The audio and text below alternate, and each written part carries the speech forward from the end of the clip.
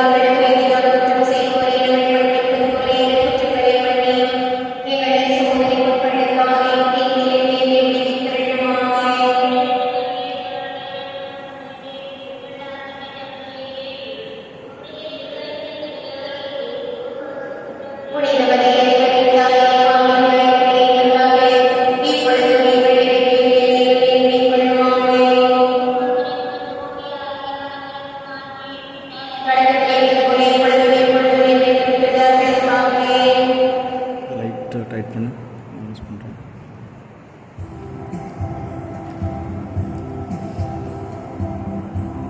பிடிச்சிக்க, மொபைல் பிடிச்சிக்க.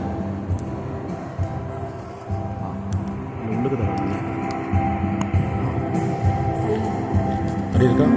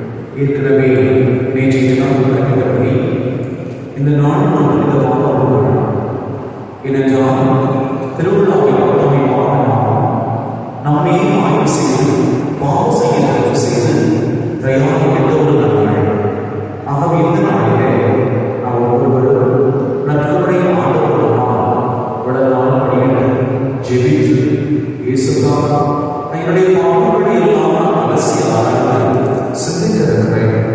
மறந்துள்ள பாவங்களை எல்லாம் நினைவுபடுத்தி செய்த பாவங்களிலிருந்து நான் விடுதலை அடைகிறேன்.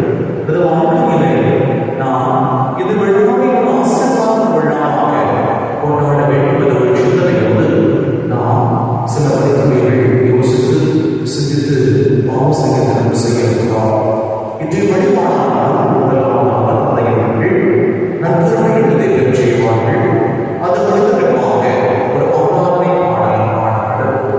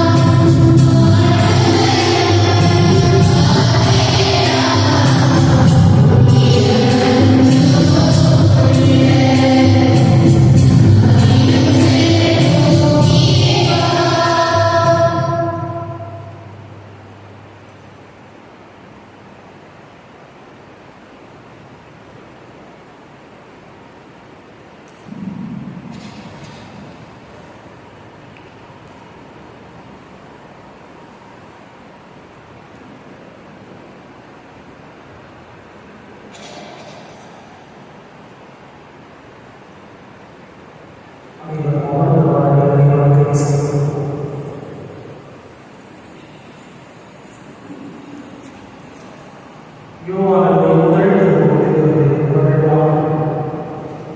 அதிகாரம் 3 இறை சொற்கள் 3 முதல் 6 வரை.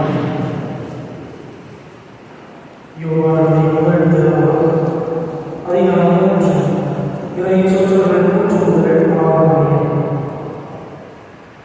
அவரை எதிர்நோக்கி இருக்கிற அனைவரும் அவர் தூயவராக இருப்பவர்கள் தம்மையை தூயவராக வேண்டும்.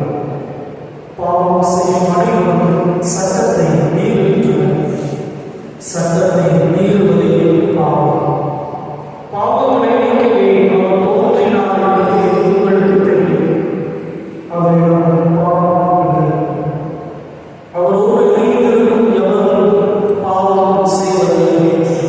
பாவம் செய்வது எவரும் அவரை கண்டதில்லை, அறிந்ததில்லை.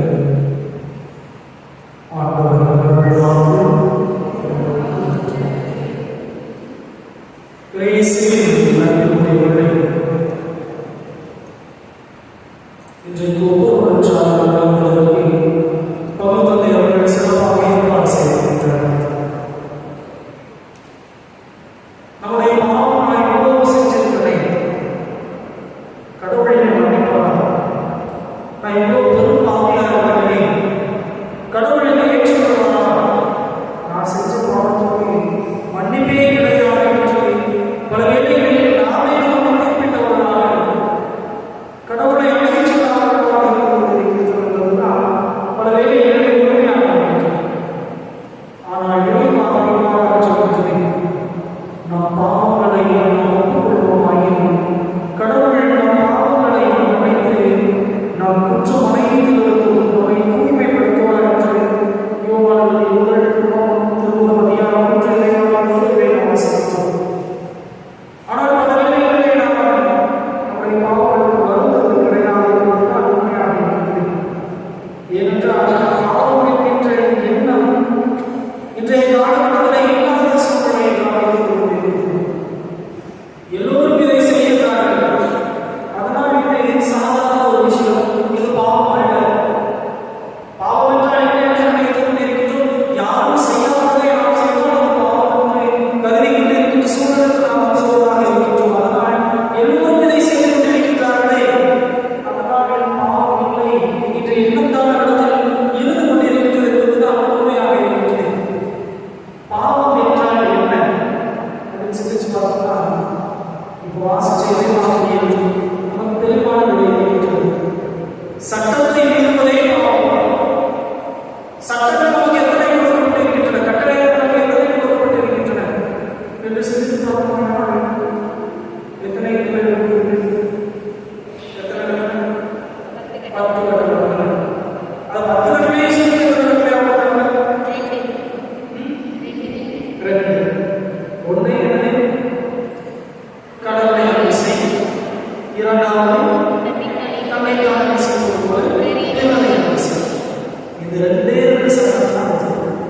அப்ப இந்த சட்டத்தை மீறுவதுதான் பாவம் அப்படின்னா நம்ம கடவுளை அன்பு செய்வதாக இருக்கின்றோம், நமக்கு அருகில் இருப்பவருடைய அன்பு செய்வதாக இருக்கின்றது என்பதுதான் உண்மையாக இருக்கின்றது. அப்படி நாம் யாரையெல்லாம் அன்பு செய்யாமல் இருக்கின்றோமோ அதுதான் பாவமாக இருக்கின்றது. அன்பை குறிப்பதுதான் பாவமாக இருக்கின்றது. ஏன் இதை இருக்கின்றோம்? இந்த பாவம் எவ்வாறாக வருகின்றது, இந்த பாவத்திற்கான காரணங்கள் எவ்வாறு இருக்கின்றது என்று சிந்தித்து பார்ப்போம். அதற்கு நமக்கு தெளிவான விடையை கொடுக்கின்றது. 3 விஷயங்களை நாம் பார்க்கலாம். முதல் காரணம் இந்த உலகம், இரண்டாவது காரணம் நம்முடைய உடல், மூன்றாவது காரணம் அழகு. 1 யோவான் அதிகாரம் 3 உலகில் 1 யோவான் அதிகாரம் 2 இறைவார்த்தைகள் 15 முதல் 16 வரை இறைவார்த்தைகளை இவ்வாறாக தெளிவாக வெளிப்படுத்துகின்றன. உலகின் மீது அன்பு செலுத்தாதீர்கள். அவ்வாறு அன்பு செலுத்துவோரிடம் தந்தையின் பேரில் அன்பு இருக்காது. ஏனென்றால் உலக சாதனையான உடல் ஆசை, இச்சை நிறைந்த பார்வை, செல்வ செல்வது இவை தந்தையிடமிருந்து வருவதில்லை, உலகிலிருந்து வருகின்றன.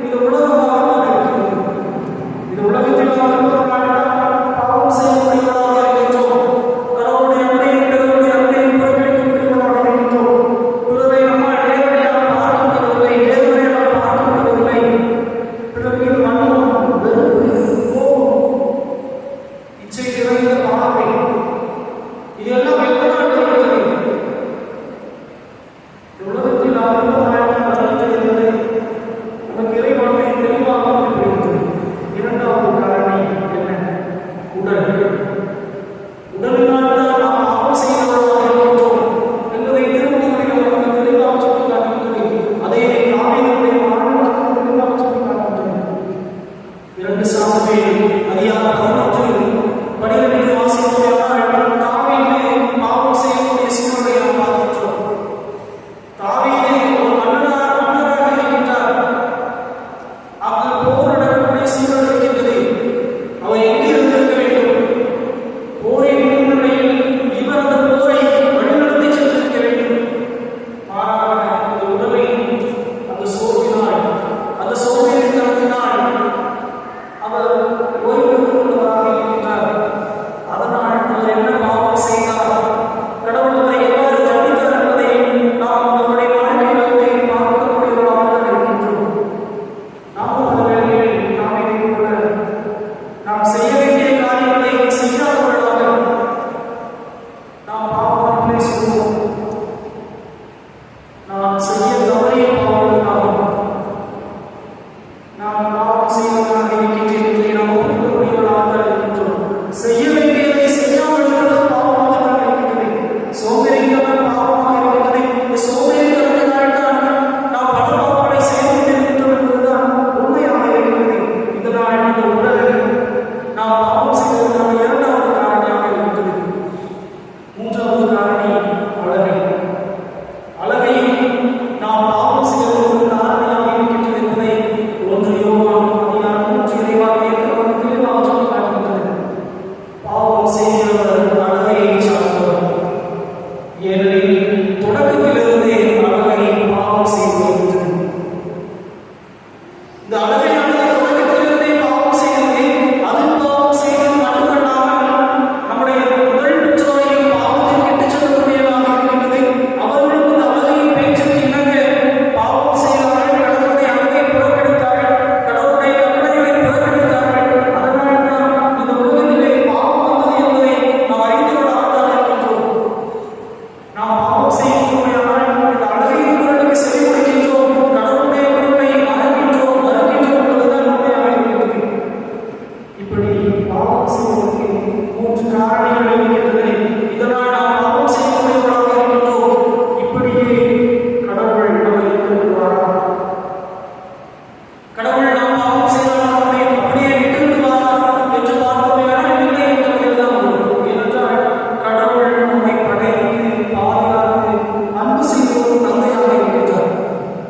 இதைத்தான் நாம் உலகில் முழுவதிலும் பார்க்கின்றோம். முதல் பெற்றோர்கள் கடவுளுக்கு எதிராக பாவம் செய்தார்கள். ஆனால் கடவுள் அவர்களை மன்னித்தவராக, அவர்களுக்கு தோழினவராக, ஆடையை செய்து கொடுத்தவராக அனுப்பினார் என்பதை நாம் பார்க்கின்றோம்.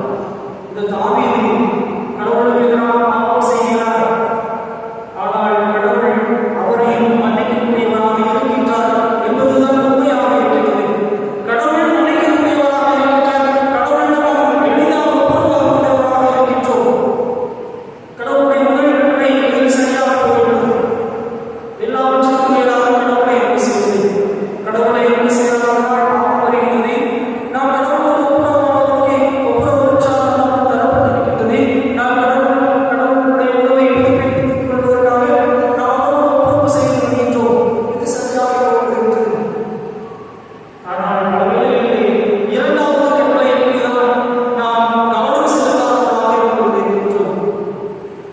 நாம் பிறரை அன்பு செய்யாமல் இருந்து கொண்டு, பிறருக்கு எதிராக பாவம் செய்து கொண்டு, நாம் கடவுளிடம் ஒப்புரவாகிக் கொண்டு, பிறரிடம் ஒப்புரவாகாமல் இருந்தால் நாம் செய்கின்ற ஒப்புரவின் அடையாளம் என்னவாக இருக்கும்? பயன் என்னவாக இருக்கும்?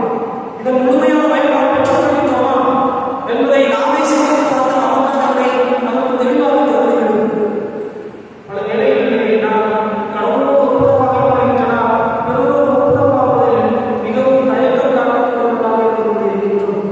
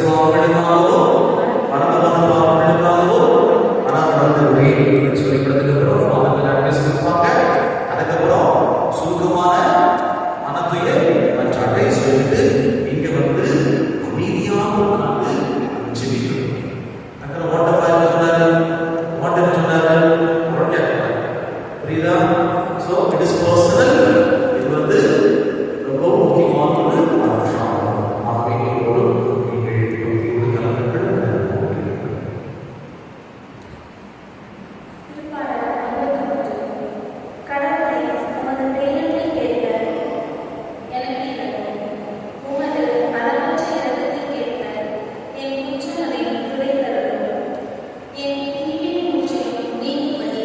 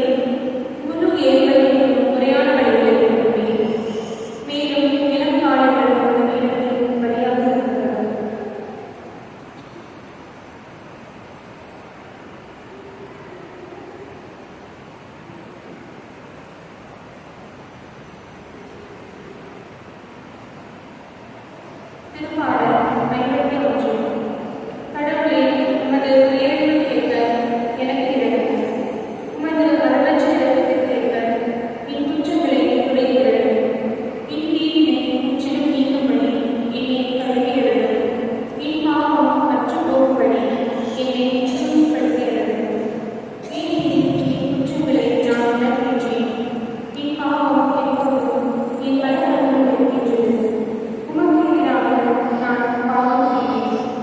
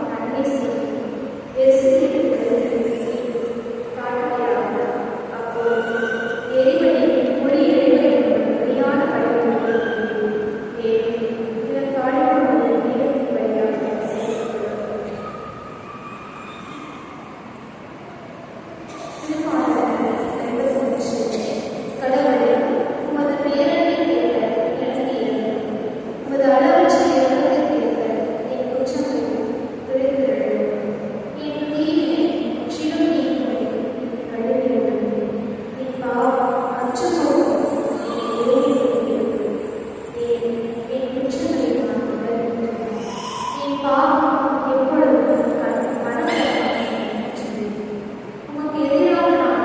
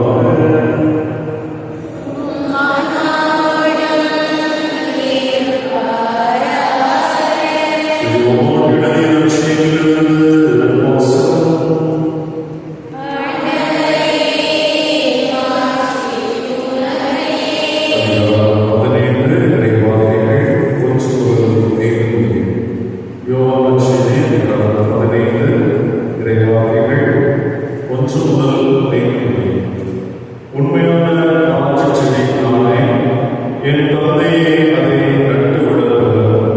என்னிடம் உள்ள கனிவுனான கொடிகள் அனைத்தையும் அவர் தரைத்து வருவார். கனிவுகள் அனைத்து கொடிகளையும் மிகுந்த கனிதர்களாக கழித்து வருவார். நான் சொன்ன வார்த்தைகளால் நீங்கள் ஏற்கனவே தூய்மையாக இருக்கிறீர்கள். நான் உங்களோடு இணைந்திருப்பது போல நீங்களும் என்னோடு இணைந்திருங்கள். கொடி திராட்சை செடியோடு இணைந்து இருந்தவற்றை தானாக கனிதர இல்லாது, அதுபோல நீங்களும் என்னோடு இணைந்து இருக்கிறவற்றை கனிதர இல்லாது. நானே திராட்சை செடி, நீங்கள் அதன் கொடிகள். ஒருவர் என்னுடனும் நான் அவருடனும் இணைந்திருந்தால் அவர் மிகுந்த கனிதருவார். என்னை விட்டு பிரிந்து உங்களால் ஒன்றும் எதுவும் செய்ய இயலாது. ஆண்டவரின் அருள்வாக்கு.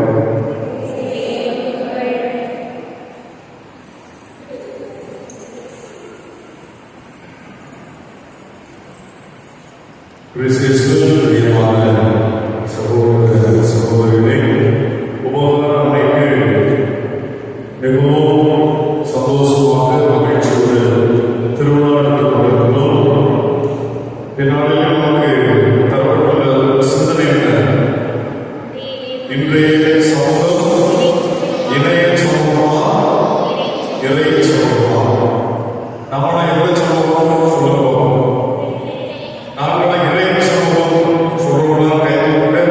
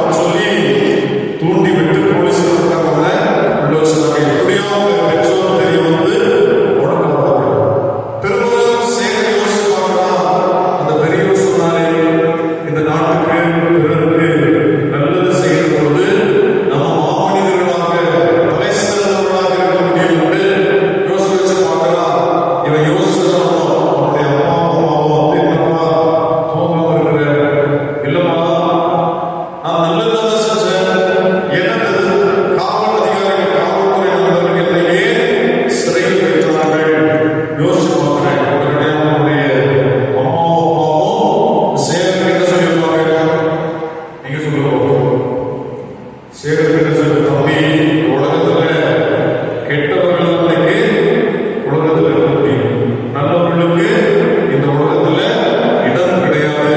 அவனுடைய அம்மாவும் அப்பாவும் மிக தெளிவாக சொல்கிறார். நமக்கு தெரியும் ஃபாதர் ஸ்டான் தெரியுமில்ல, தலித் மக்களுக்காக போராடி ஒரு இயேசு சபை துறவி என்ன செய்தார்? கடைசியில சிறையில் அடைக்கப்பட்டார். 23 வயது சிறையில் இருந்து அங்கே என்ன செய்தாங்க?